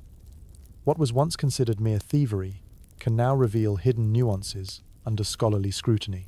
Historians delve into the motivations behind these incursions, untangling the intertwined threads of desperation, greed, and survival. Each tomb disturbed unveils narratives shaped not only by those who interred their dead, but by those who defied societal norms to uncover riches hidden within. We now recognize the valuable, albeit unintended, documentation these ancient thieves contributed, exposing dialogues between cultures, faiths, and socio-political dynamics. Tomb robbers inadvertently became conduits, handing artifacts over to time's ample narrative where context, function, and artistry became illuminated once more. Archaeologists, armed with technology unimaginable to those shadowed figures of the past, lay out unearthing sites with precision, X-rays peering beyond entombed walls, revealing secrets without needing the destructive force once employed hastily. The lens through which history is viewed broadens, now inclusive of ground, penetrating radar, isotopic analysis, and DNA sequencing. Every found piece no longer merely whispers of ancient wealth, but speaks volumes of an interconnected world crossroads of trade and human migration, signified within materials gathered far and wide. How did a single tomb transform from sacred place to realm of discovery, its riches of narrative richness spilling forth? Historians still debate whether the long-term impacts of tomb robbing detract more from culture than they preserve. While loss due to robbery obscures certain truths, each artifact now known offers fragmented windows onto rituals, economies, and relationships, kindling academic dialogue and reshaping understanding. Present-day scholars engage deeply with these artifacts, decoding recoveries through multidisciplinary lenses. They combine knowledge of history, anthropology, and the natural sciences to unravel the faceted patina covering each discovery. This integrative approach has borne fruit, drafting new stories from threads once believed completed. Yet absorption is blended with speculation. A long-held question remains: would better caretaking of the past have unraveled layers, more fully sketched without intervention? Did these thieves act as stewards, adding urgency to the need to archive, even inadvertently? As collectors seek to preserve, each moment is tinged with introspection, balancing discoveries of old with stewardship renewed. With attention deeply attuned, the click of trowels serves not as intrusion but homage, reverberating respect and shared lineage with each turn of earth. Tonight, as you lie cradled in comfort, drift into reflection on how the past speaks through both intentional moments and those unbidden by consequence. Let the weight of history feel lighter, guided by the knowledge that curiosity, both then and now, awakens our understanding in unexpected ways. As you surrender to sleep's gentle arms, allow dreams charged with history's discovery to paint softly on the canvas of your night, connecting you through the vast embrace of humanity's ceaseless narrative. As you curl deeper within the embrace of night, let the haunting stories of medieval tomb robbers wend their way into your imagination. These tales of spectral encounters and chilling omens, woven from the fabric of fear and superstition, have traversed centuries, finding voice in whispers and shadowed fireside tales. Imagine stepping into the damp silence of a crypt, where every scuff of leather on stone echoes oddly, a sound out of place among the resting bones. Here, legends were born, stories that grew like vines in the dark, wrapping around hearts with tendrils of dread. These were no idle threats, stitched together in the minds of the timid. They were vivid tales with roots reaching into the marrow of human fear. Among the most whispered were tales of the vengeful, dead restless spirits that would rise to protect the sanctity of their earthly empires. These tales, woven into folklore, spoke of wronged knights clad in spectral armor, or noble women whose whispers could turn blood to ice. To disturb their rest was to invite their wrath, a ghostly justice wrought with chilling finality. The legends varied by region, each culture spinning their own yarns of wraiths and phantasms. In the shadow of ancient abbeys, the monks recounted stories of saintly apparitions, haloed spectres delivering warnings to those who trespassed with ill intent. In more pagan corners, it was the grave spirits, the Draugr of Norse lands, or Sidhe, whispered of in Celtic myth, served as custodians of the barrows.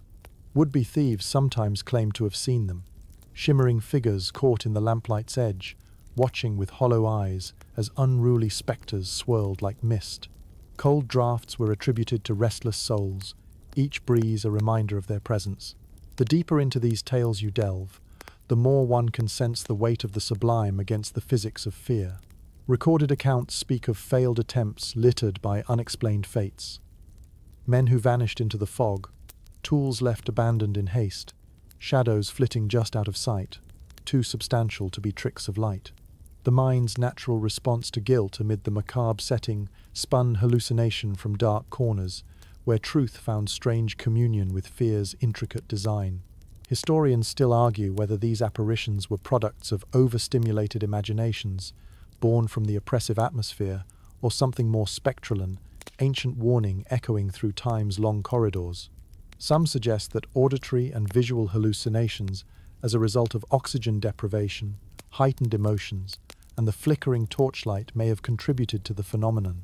Yet despite the palpable reality of these stories, they also served as reminders of humility, a cautionary fable against pride and greed, which transcended morals.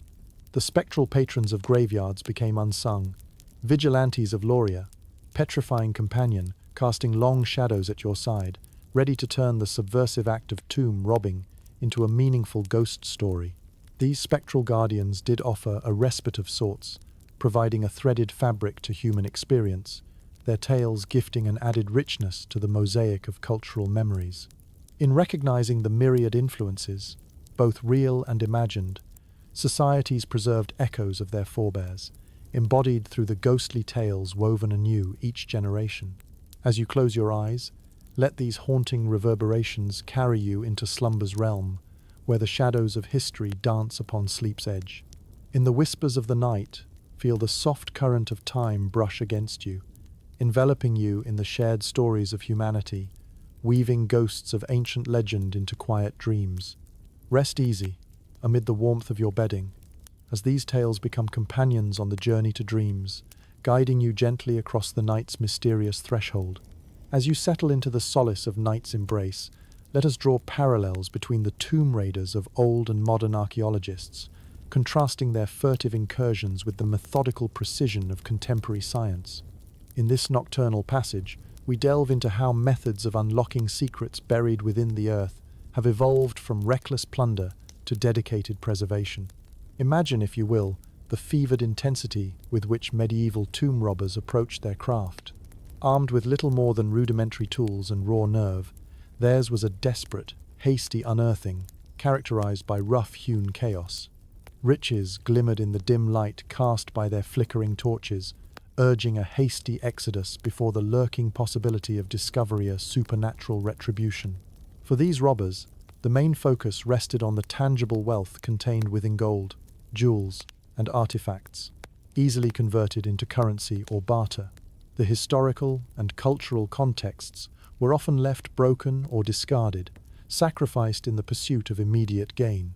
Secrets hidden within the layers of soil and stone were ripped carelessly free, history inadvertently spilling into the world without regard for its context or story.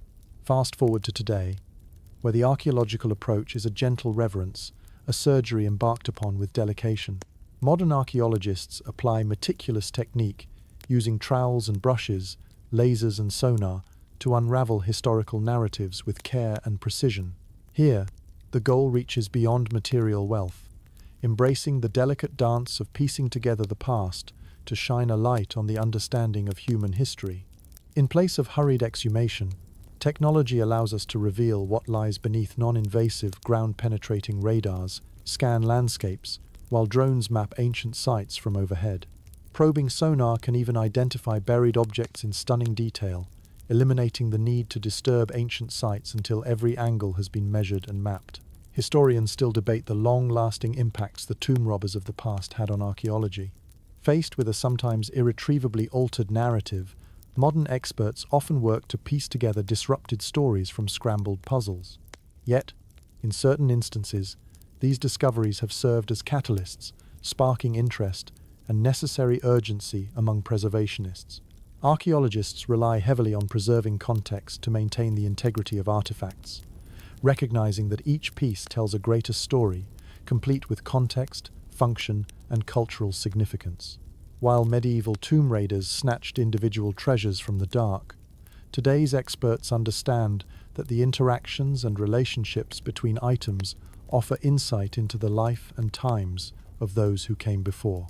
Increased understanding has even turned certain previously underestimated finds into treasures of great societal worth.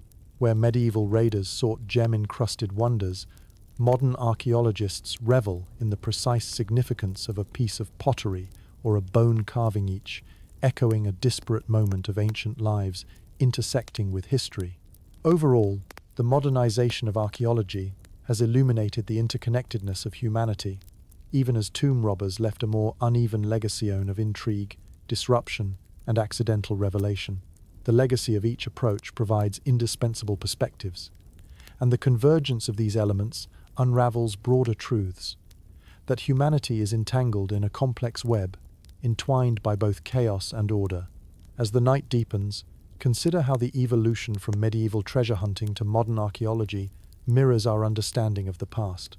The layers of history await patiently beneath both cold stone and gentle hands, holding stories that shift like shadows in the moonlit night. As sleep beckons, let your dreams wander into these intricate, shared histories. Allow their whispers to guide you into repose, drawing comfort from the evolving dance between echoes of time where light and shadow engage in a timeless waltz. As the soft lull of night surrounds you, enter into the realm of notoriety and fame, you desired yet often inescapable cloaks that some tomb robbers donned as their exploits ebbed into legend. Imagine the intricate web they wove between infamy and admiration, a delicate dance where shadows masked their true identity, even as stories whispered their deeds into the folklore of local taverns. In an era when news traveled by word of mouth, exaggerated tales found fertile ground among storytellers eager to embellish and entertain. Each retelling stretched the truth, turning daring incursions into epic adventures filled with peril and cunning. The tomb robbers became mythical figures, their names carried by the currents of time, even as the real individuals behind them vanished into obscurity. Imagine being one of these elusive figures alive, hidden behind an alias known more by deeds than by name. The world around you buzzes with talk of the last great heist, people recounting your invented exploits, which mingle with the tales of dragons and knights they cherish. There's a strange satisfaction in hearing your presence acknowledged. The thrill in knowing your story dances on the breath of strangers, shaping a legacy even as you slip unnoticed through their midst. The paradox of fame tainted by infamy hangs heavy. In medieval villages and towns, law-abiding citizens viewed these spectral thieves with equal parts awe and aversion. They envied the boldness, the audacity to defy oppressive conventions, even as they feared and despised the moral corruption it signified. The robber's plight dimly resonated with those dominated by feudal lords, empowering folk narratives that alternated between heroism and folly. Some robbers perhaps thrived in notoriety, using their infamous reputations as bargaining chips within the tangled underworld of local crime. Their tales imbued with power not solely from their finds, but from the very persona spun from whispered narrations. Tales of spectres and shadows sold better than mere lifting of gold. Historians ponder the toll such unwanted fame exacted. Did these figures become prisoners of the legends forged about them, living in fear of being unmasked or sought out by vigilantes eager for lucrative rewards? Did the myth of easy riches draw new practitioners to the dangerous craft, their ambitions stoked by folklore? For the robber who longed for privacy, famed notorieties often proved burdensome. Anonymity became ever more fleeting as tales expanded, constraining them to shadows even tighter after night's glassy release. The path each notable robber walked varied greatly. Some found their stories spinning into legend to be an effective cloak, concealing their faces even as their deeds brightened to stark silhouettes. Others, burdened by the myth, found solace in exile or metamorphosed into legitimate traders, casting off the shadows that spurred their rise to infamy. The contemporary parallel to these medieval figures may be found in tales of vigilante anti-heroes who tiptoe between justice and crime in society's narrative consciousness. Each story vividly highlights both time's ultimate creativity and fickle regard, a symptom of legends transcending ages, written over again through humanity's eternal pen. As sleep tenderly encases you in its depth, reflect on the mysterious allure of fame, a double-edged sword that author crafted lives, even as it bound transformation. In dreams, let the echoes of those bygone tales meander beside you, holding within them the promise of discovery and mystery. Surrender to night's embrace, trusting that the whispers of forgotten figures of adventure promise warmth and curiosity for all who wander into slumber's shadowed realm. As you drift deeper into the embrace of night, let us explore the quirks of ancient security, the fascinating world of medieval ingenuity birthed from necessity. Tombs, cloaked in secrecy and layered with defenses, stand like riddles waiting to be unraveled. Amidst the gravitas of guarding treasures lay sporadic bursts of creativity, where the bizarre met the brutally effective. Picture yourself once again standing at the entrance to these hallowed grounds, where each carved stone and trap reflects the fears and fervor of those who commissioned them. To deter tomb robbers, builders employed not only traps of physical design, but also ones woven with elements of psychological deterrence. Here lay buckets of trickery, waiting to tip should unwelcome footsteps trespass. Among the savviest of these creations were the pits, deceptively innocuous until a careless step triggered their descent, swallowing intruders into their earthy embrace. Historians find accounts in both Roman and Egyptian traditions, tomb pits copied like echoes by medieval architects hoping to deter greed.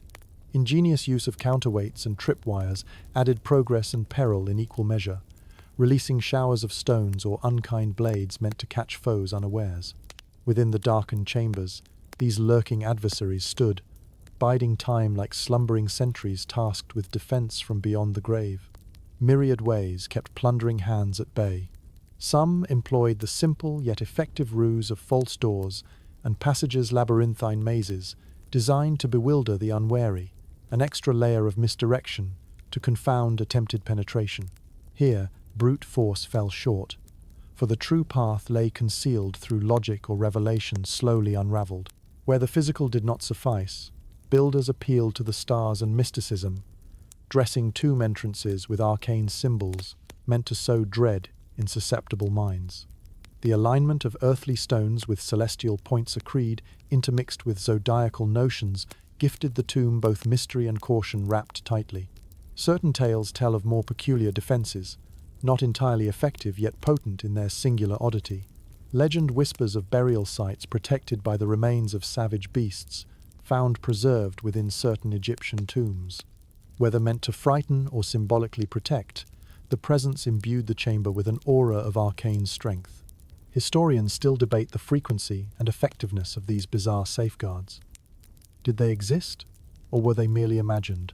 Records lean both ways, nudging imagination's precipice with just enough room for skepticism and wonderment alike. As time marched on, the layers of tomb security became more sophisticated, evolving in direct response to the growing cunning of those who would breach them. Each was a silent battle contest between builders and robbers, with honor, legacy, and material riches at stake.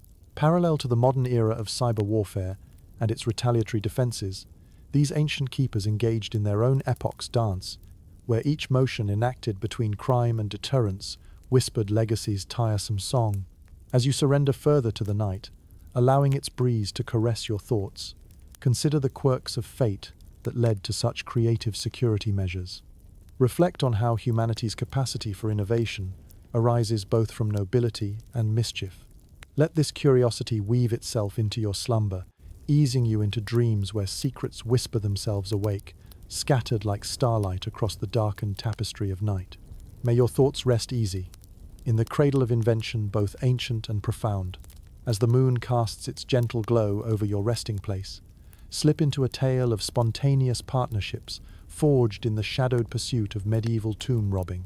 Beneath the surface of this illicit trade lay alliances and rivalries formed out of pure necessity. These unions, as fleeting as a moth's flight and as essential as breath, resonate with the pulse of human connection. Picture yourself in the cool, clammy dark of a tavern's corner, where images flicker by the amber light of lanterns and low murmurs craft a melody of clandestine arrangement. Even the most solitary tomb robber understood that certain heists demanded the shared strengths and talents of each ally, a piece of a puzzle binding ambition to opportunity. The cornerstone of these partnerships was a mutual goal tied tightly to shared risk, and often the spoils were as fragmented as the piecemeal trust binding them. They came together in fragile symphony, pooling expertise: a lookout, skilled in reading the shadowed lay of land; an artificer, nimble of hand at picking locks or deactivating traps; and a charmer, whose tongue wove tales to distract or disarm. These colleagues may have appeared as unlikely companions, united under disparate banners of desperation, aspiration, or pure thrill. Yet together, they formed an audacious brigade, each calibrated move calculated to maximize gain and mitigate consequence. Historians still argue whether these partnerships were often formed out of camaraderie, or if circumstance maneuvered pragmatism as the higher order. In an ever-shifting landscape of distrust, was true friendship ever possible, or were these alliances purely transactional, doomed to fall with the slightest misstep? The ephemeral nature of these arrangements fed an underlying tension where any perceived betrayal could rip these makeshift families apart. Trust was a precious commodity, as fleeting as the glow of a distant star, valued yet often in short supply. Loyalty, until proven, hung precariously on the balance between mutual benefit and underlying suspicion. Consider, too, the strategies employed to diffuse suspicion and foster cooperation. Those unspoken contracts, marked in shared glances or the exchange of coded phrases, required a delicate balance between competence and deceit. Within these alliances lay the constant negotiation of roles as shifting and precarious as the sands they tread. The camaraderie amongst a crew was fragile at best, yet in the merging of talents there was an undeniable synergy, an energetic tick as each skill complemented another, striking a chord to navigate the perils ahead. Within these fleeting unities, they found strength in numbers, reveling in shared danger that shaped friendships in the crucible of necessity. Yet, in the fragile trust, there was an unspoken acknowledgement of inevitability, the knowledge that every partnership had its sunset, every alliance an expiration, be it through division of bounty, completion of ambition, or fractured mistrust. All roads led back to solitude. Ironically, the partnerships that blossomed around the art of tomb robbing sometimes had a humanizing effect. For these brief moments, thieves shared more than common goals. They shared laughter and light, fleeting as they might have been, against the backdrop of the grim depths. As you sink into slumber's soft embrace, allow your thoughts to wander through the corridors of these spontaneous unions, conjuring dreams where alliances are born not of fear, but of shared ambition. Let the whispers of partnership guide you to the horizons of sleep, where trust and camaraderie craft the bridge between past and present.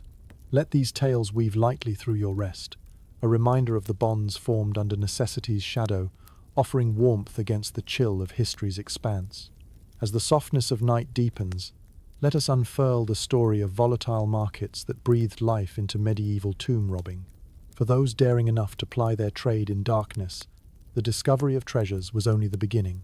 The true art lay in transforming the looted relics and valuables into currency, navigating an irregular market as unpredictable as the tides.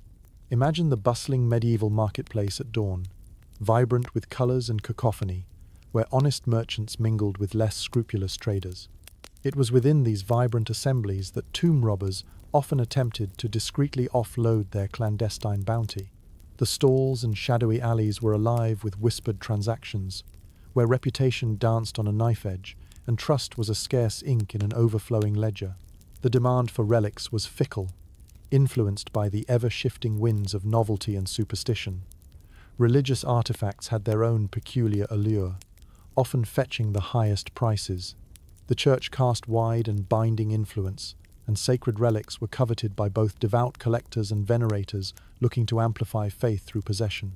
But with such treasure came risk selling to the wrong buyer, could lead to dire consequences, social ruin, or worse, the long arm of justice. The market for gold and jewels, on the other hand, ebbed and flowed with the intricacies of political dynamics. During times of peace, noble patrons might furnish courts with displays of opulence, employing their riches in bids for power or prestige. War, however, shifted priorities. Valuables became means to an end, traded freely for arms and provisions. Historians still debate whether the presence of these looted goods in public markets indicated a wider acceptance of tomb robbing, or merely the inability of authorities to fully curtail such shadow economies. Were these dealings hidden in plain sight a rebellion against oppression, or an unspoken truce between legality and necessity? Yet the markets also extended beyond solitary venues. Networks of traveling merchants carried goods across vast distances, transforming wares into whispers on the tongues of traders spread over leagues of countryside. Known for their discretion, these purveyors of anonymity charged exorbitant fees for their services, but guaranteed goods or their origins remained silent. Imagine the robbers themselves, navigating this labyrinthine underworld not only to profit, but to avoid incrimination. Merchants sought documentation and plausible provenance for artifacts, creating an intricate economy of storytelling and discreet exchanges to transform stolen goods into saleable commodities. For those lacking the finesse for such dealings, manufactured backstories afforded some distance from incrimination. With forged scrolls and heraldic fictions, robbers spun deceptive journeys for their wares, cloaked in tales that lent them legitimacy, creating layers of separation from their original theft. In this unstable landscape, fortunes could quickly turn. An ill-fated partnership, betrayal by a fellow rogue, or a zealous investigator uncovered a journey that led not to wealth, but to ruin. Robbers navigated these uncertainties with agility, while markets burgeoned beneath the precarious balance of trade, bespoke narratives intertwined with livelihoods. As the boundaries of night give way to ethereal dreaming, reflect on these volatile markets that made possible their precarious, unlawful dance. Think of how tales bent fabrications into truths, shaping the unseen edifice of trade, woven with paradox. Let these images guide you further into sleep's depths, where the echoes of haggles and barters drift gently on the winds of history. In dreams, find solace knowing that within these unraveled pasts, tales offer their whispers to the tranquil expanse of sleep's sanctuary, enriched by both whimsy and wonder. As night unfurls its final embrace, let us transition quietly into the long shadow cast by the past, where the legacy of medieval tomb robbing continues to intrigue and caution us today. This journey, which traversed the hidden paths of darkness and shadow, now seeks to fold gently into the still peace of reflection, reminding us of humanity's complex interplay with history. Imagine standing at the precipice of memory, enveloped by the seamless tapestry of histories both unearthed and undiscovered. The echoes of tomb robbers whisper through our understanding, their stories offering more than just the remnants of wealth. They gift us a nuanced canvas painted with humanity's desires, fears, and indefatigable spirit. Through the bold historic decisions of those who dared trespass against time, we glimpse not only the relics of kings and saints, but also insights into human nature. Their defiance against mortality's boundary preserves a crucial dialogue between past and present, the shadows they carved becoming the groundwork for stories retold in softer tones. Modern archaeologists now guard and cherish these same sites, piecing together narratives unraveled by time and uncovering irreplaceable truths within the stones and relics. Their approaches weave tapestries that complement those left by their shadowy predecessors. Combined, they foster connections between peoples, offering insights into societies guided by both light and shadow. The spectre of these ancient activities echoes through today's cultural reflections, informing our understanding of legal systems, economic evolutions, and ethical considerations. Historians consider whether the motivations of tomb robbers resonate even now. Does the high-stakes dance mirror contemporary quests for fortune or validation? As we prepare to step back from our exploration of the tombs and the stories they contained, remember that the journeys within yield more than just whispered echoes. They shelter lessons, reminders of the dualities within each stride, taken across history, the eternal dance between darkness and discovery. Rest now, knowing that in crossing bridges woven by those who dared, you hold a fragment of their journey within your own. Feel the gentle lapping of curiosity against the shores of understanding, a rhythm as ancient as the stones we visited. In this place of peace and reflection, the rich interlaces of these memories settle comfortably into slumber's embrace.